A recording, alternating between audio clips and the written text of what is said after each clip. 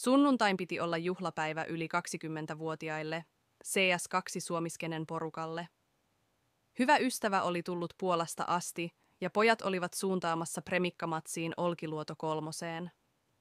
Päällimmäisenä illasta jäi kuitenkin mieleen pettymys, kun pelin paras mappi käännytti porukan tylstirampiltaan. Puskua ennen Keimo ja hänen ystävänsä olivat käyneet lämpäämässä botteja ja yksi vastaan yksi tilanteita pärjätäkseen. Alkoholia ei kukaan ollut nauttinut. Kun vihun puskuun oli vielä aikaa, päättivät nuoret mennä istumaan hetkeksi siilon alla sijaitsevaan lokaatioon, nimeltä Piha. Kuitenkin jo sekretin portailla tiimi hieman kompasteli, kuten heillä vammastaan johtuen on joskus tapana. Vihollinen oli huomannut kompuroinnin ja tulkinnut nuorten miesten olevan humalassa.